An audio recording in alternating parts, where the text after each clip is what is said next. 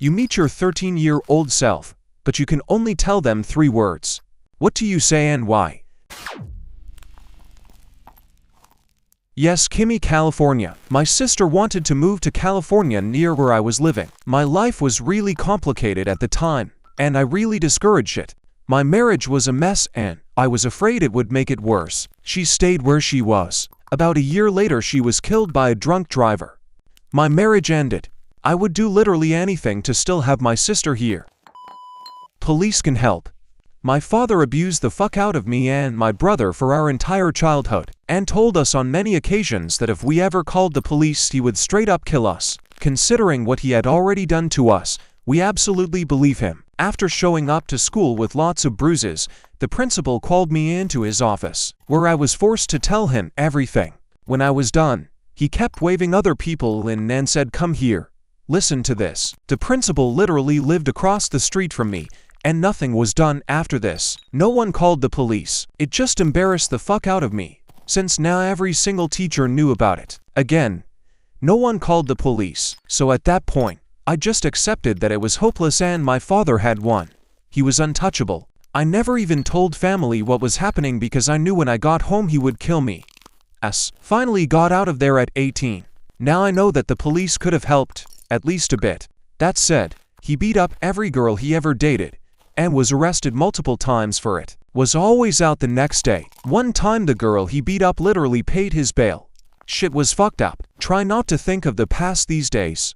I know he wanted 3 more kids with my mom. I'll never understand why you would want kids just to mentally, verbally, and physically abuse them in every way possible. Oh, that's right. He wanted more slaves to do all his manual labor and pay rent. Love Dad more. Edit.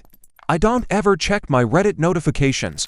I never expected this to blow up. My dad was diagnosed with cancer on my 13th birthday and passed away less than 3 months later. To everyone who has lost or is losing a parent, I'm sorry. You all know those words don't really do anything, but I am sorry. It's an awful thing to lose a parent. A word of advice: remember everything. Don't make them out to be a saint. My dad was an angry guy.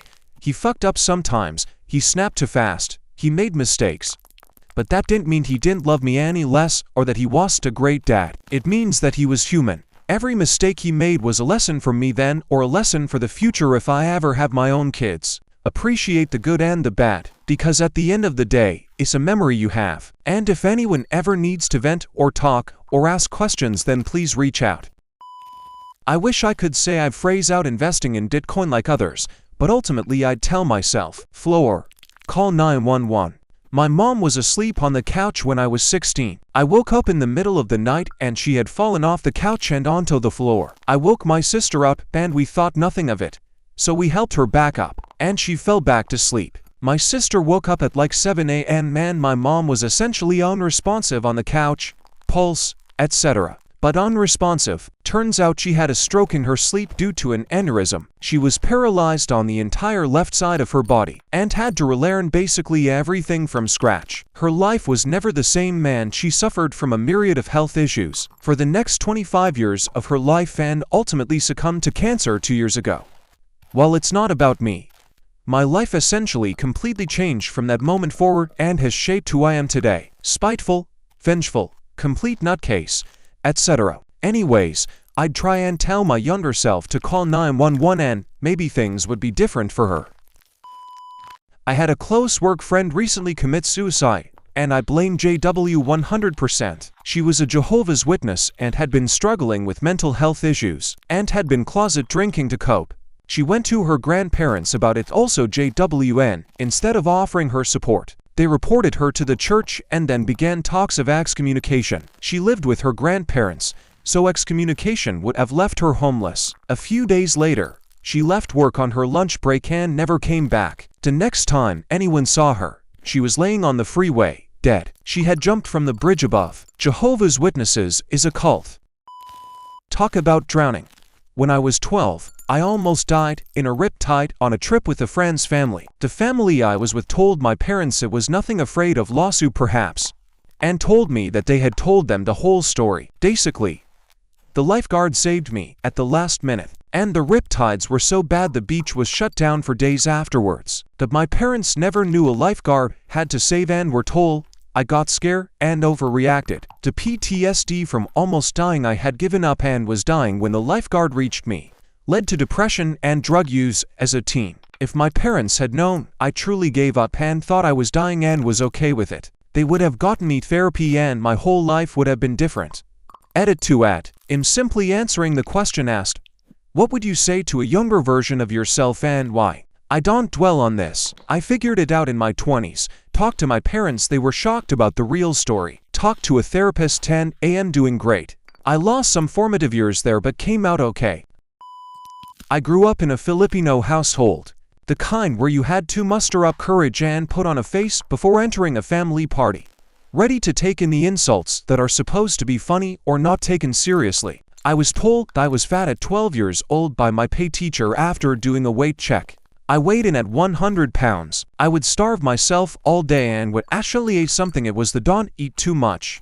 I already see it in your face. Meaningless words said by a person S, but it was the weight of the world for me as a teen. This is when my body dysmorphia started. I wish I would have known what grooming was before my 30s. I was 17 and my teacher was 20 years older than me. I thought I knew exactly what was going on and I carried the embarrassment and alienation of all of my friends and the community when he got caught with a 16-year-old student who was also a survivor from her stepfather. The comments people made about me changed who I am as a person forever. The worst were from his former students that I was attention-seeking and a slut. How dare I lie about this and destroy his life and the lives of his 2 young daughters. I would have never gotten in a car with him alone if I had known what was being done to me. Learn to code. Like, coding is so right up my alley and I'm having a blast studying it in college. Can you imagine how much more I'd know if I started younger? When I was little I just wasn't really exposed to it, and when I was a bit older, I was intrigued but put off by the people in coding classes at school. Those guys were something, but I could have easily gotten some outside courses. I know my dad would have loved to send me to some. Stop starving yourself. I mean, it wouldn't be that simple. I was already a year into full-fledged anorexia and I needed way more help than someone saying just eat. Maybe I would have been able to acknowledge I had a problem. Maybe I would have told someone about it before it got so awful. Most likely it would have just pissed me off. But I wish someone actually said something to me about it. Everyone took the stay silent and observe approach while I spiraled. And the lack of action led to me never dealing with it because I didn't have a problem. Then I massively backslid in my early 20s and my boss pulled me aside and said, "You are sick. If you don't figure your shit out you are going to lose your job." Honestly, best boss ever. She gave me some much needed tough love and it is only because of her confronting me that I sought treatment. My employer was amazing during treatment, too. Gave me ample time off and made it crystal clear that my job was secure for when I was ready to come back. But fuck man, it would have been nice to have received help in the beginning rather than 9 years later. Today isn't forever. Teenagers and young people, in general, often lack the ability to imagine life beyond right now. This causes them to intensify their feelings about everything that happens to them. Back in junior high, I remember a 13-year-old girl attempted suicide after her 14-year-old boyfriend broke up with her to date the new girl in school. Number 13-year-old girl should think life isn't worth living, and number 14-year-old boy should be responsible for anyone's well-being. The teenage years are just one chapter in your book of life. I often wonder how she feels looking back on that after graduating from high school, going to college, getting married, and having her own 13-year-old daughter. There's so much she would have missed out on. It's been said, suicide is a permanent solution to a temporary problem. Both good and bad times are temporary. Tomorrow is always a new day. I never lose. I either win or I learn. Nelson Mandela. Best wishes. Focus on school. Lack of discipline doing assignments and homework led to skipping class, led to hanging with toxic people, led to dropping out, led to addiction and homelessness. Started HS at the top of my class with a high IQ, ended with no diploma, no home, and mild brain damage from drug abuse knocking me down a few pegs. Took a long time to come back from and am in a good place now, but I'll never get those years or opportunities for back. Hunter loves you. I met my now husband in kindergarten, and between then and second grade, somewhere in there, we were each other's first kiss. It's disgusting how cliché it is. His parents divorced in the middle of second grade, and one day he just quit showing up at school. I didn't forget about him when I was growing up, but it didn't feel like a possibility to find him again. I had passing thoughts about how I could have grown up and married him, or sort of a weird longing. My senior year of high school, I found an old birthday card with his full name on it. I thought to look him up, and I found him. He had grown up to be so handsome, truly love at first sight. I was so nervous to reach out, but we've been together ever since then, for almost 9 years now. We had started talking every day and discovered we had very similar bad childhoods, similar interests, similar values, but enough differences where we could still challenge each other or support each other. Knowing that I would have my person so early, and that he'd be the perfect balance to me, is insane how much we complement each other's strengths to make up for shortcomings. It would have saved me so much depression, heartbreak, and loneliness. Despite any challenges we've faced, I wouldn't change anything. Don't impress mom. I feel like a lot of why I did what I did was to make my mom think I was someone of value. The things she valued and what I was were different. She always told me she loved me and was super nice to me, but she seemed to have this idea that going out and having friends and looks were important things. I would invite all these people over to the house just to prove I had friends. Started smoking weed and other shit just to prove I was cool to other people, so I could be in the cool crowd. Turns out no one was really my friend and I went down a bad path. I'm 33 now and I think I was projecting what I thought had value onto my mom, who probably would have loved me no matter what. I actually dated this really attractive girl once and I thought this will make her proud, but she doesn't even remember who that girl was. Turns out everything I thought I was doing for her, I was really only doing for myself and then blaming her for it. I think 13-year-old me would be able to figure out don't impress mom. I think any time I went to do something to try and do that, I'd remember what that stranger said to me and maybe I make a few different choices. Colleges are scams. Not really colleges, but the loans needed to attend. Sally Mae has financially wrecked me and my co-signers. I was already doing great in trade jobs by 14. Every adult around me pushed me to a four-year traditional college. Failed miserably because I had been at a trade high school for 3 years already. The college classes just weren't hands-on and despite trying, I couldn't adjust. Sadly, the district wouldn't let my trade school teachers push trade programs and school. The district wants all their kids to go for a year even when families can't afford it. You meet your 13-year-old self, but you can only tell them 3 words. What do you say and why? I was kneeboarding on a river with family friends, which required my legs to be strapped into a little floating board. I let go of the boat's rope that was pulling me along the river and, when it came to a stop, it flipped upside down, trapping me under the board in deep water. I started flailing to try to flip it back over, but it wouldn't turn right side up. And I was under the water for a while before I realized I needed to unstrap my legs. It was really hard to see what I was doing and where the straps were, but luckily they were Velcro and so once I found them they came right off and then I was free and able to get my head above the water.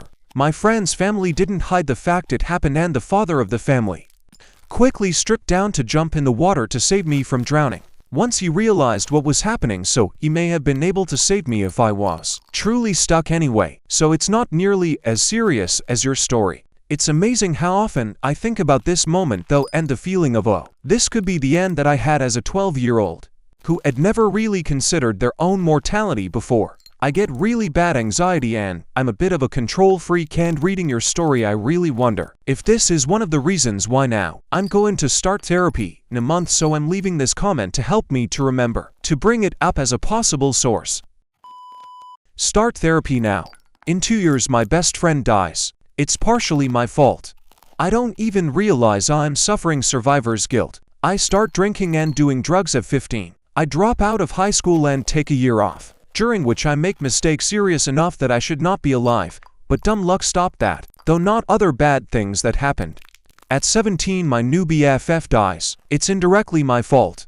I do get therapy, but it's very short term, and I don't stop drinking or doing drugs, I ramp both up. I barely graduate from an alternative high school, but refuse to go to college out of a survivor's guilt obligation to continue on a different path. My BFF and I agreed on. I hate the profession. I wind up in an am too stubborn to ask to go to college now. I should have been diagnosed with mental illnesses in my teens. I likely would have made different and better choices and have been able to stop drinking, doing drugs, and hating myself. I likely would have gone to college and had a better life. Side note, I'm a boomer who was raised in a middle-class family, so college was affordable back then. Don't stop writing. I majored in creative writing at university and my professors thought I could make it as an author. It was my escape, my passion. A traumatic event I don't want to talk about happened and I've not written a word of fiction. Not even fan fiction in, oh gosh, 9 years? And I get paralyzed with fear when I think of picking up my book project again.